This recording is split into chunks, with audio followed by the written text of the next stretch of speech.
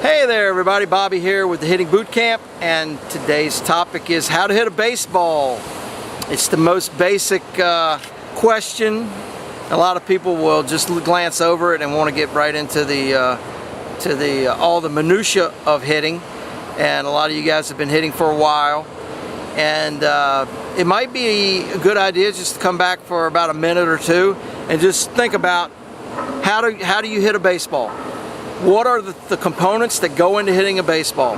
And it sounds very simple for you. A lot of guys, you end up getting your proportions off a little bit as you're trying to develop yourself. You know all the components that go into it, but a lot of times you're spending too much time in one area and not enough time in another. So you got to make sure that you understand the whole flow of hitting. Hitting is simply you're going up there with a bat in your hands. The pitcher is going to throw the ball by you, or try to throw it by you, and you try to hit it. You try to swing a bat and put the bat on the ball, put the ball in play, and then see what happens. Most basic thing, concept, and we all kind of get that. Now, how to be successful at it, that is another question. A lot of players go up to bat, but very few players on each team are actually hitters.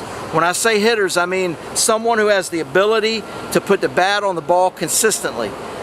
And if you can really advance, you're doing it in all parts of the strike zone, and you're hitting to all parts of the field. And it doesn't matter what age you are, that would qualify you as a hitter if you're doing that. Now, to hit the baseball, the number one thing you have to do is have good vision. Good vision comes from balance and head positioning. Make sure you're looking at the ball with both eyes. Make sure your head's level. Make sure you're seeing what's coming in.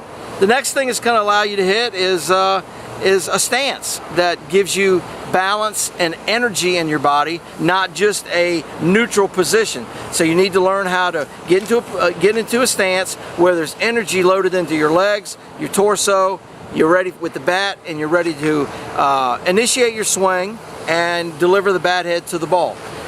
The next thing you're going to have to do is pick a pitch to hit. Pitch selection is going to be vitally important. Pitch selection is going to determine whether you have a good pitch to hit or whether you're asking yourself to do way too much work. Okay? Some pitches are not meant to be hit. Some pitches are extremely difficult to be hit, and we can get into all that goes into working the strike zone and strike zone count management, how to manage the count or try to manage the count to get a good pitch to hit. And that's what hitting is the pitcher is trying to get you off balance by getting you a little early, a little late, or just throwing a ball in there that you can't hit, and you're trying to do the opposite. You're trying to get a pitch to hit. So as younger players, you're just trying to develop the ability to put the bat on the ball. Once you kind of graduate past that to where you're making solid contact and consistent contact, then you want to start putting the good part of the bat on the good part of the ball consistently. So you want to try to go away from ground balls and fly balls and pull your pattern down. Line drives is the optimum. What we want the most is line drives, but other than that, we want something near a line drive. We're not always going to get that. Ground balls are better than fly balls, but we don't want to hit the ball slowly, either a dribbler on the ground or a pop fly. That'll come from mistiming. Okay, after you develop the ability to hit the ball, then you're going to have to start working the count and develop, I skipped forward a little bit. Contact point. You're going to have to develop a contact point where you're going to hit the ball. And it's going to be consistent, okay? When the ball is across the middle of the plate or coming down the middle of the plate, you're going to hit it a certain spot. That's not going to change. When the ball's on the outside corner, you're going to hit it a certain spot, and that's not going to change. When it's inside, you're going to hit a ball a certain spot, and that's not going to change. Now the elevation will change, but where you hit it, your contact point, how deep it has to get doesn't change. Once you establish that, then the next thing like I was talking about, would be managing the strike zone and controlling the strike zone. When you get good at that, then you're going to be getting good pitches, and hitting becomes much more manageable. If you do not control the strike zone, then you're going to have a problem. And the last part will be how to handle setbacks, defeats, and slumps. And that they will occur, and there's nothing you can do about them, and you really want to work through them as fast as you can, not dwell there. and then get back on the hot streak and get back on track. So those areas with your balance, your contact point, your pitch selection, dealing with defeat, and there's a few other areas, but that's where, I mean, a lot of you guys are spending too much time in an area that you might not be having problems with. Sometimes your swing is in good shape, you have good balance and a good swing, your pitch selection is not good. Okay, maybe your pitch selection is good, everything's good, and you're hitting the ball really hard right at people, and you're getting frustrated, and you're not hitting well because you're getting more frustrated. So that would be the area you have to work on. It's just like giving yourself a break. And then there's times when it's just, your mechanics aren't right. And this is where most people spend all their time, and they think that all of hitting is mechanical, which it is not. But this is where most people spend a lot of their time, and there are issues that we might need to address there. But don't think that everything is mechanical.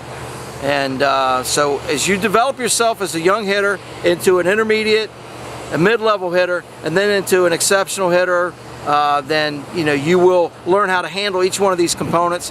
And they don't really go away, but they don't take as much. We have coping mechanisms with them, and we have techniques that we use, and we have things that we know are pertinent to us that we'll be able to grab a hold on. Then we're working with problems where we have the tools to fix them, and we're not just grabbing for anything that we can grab, and that's when we start having success.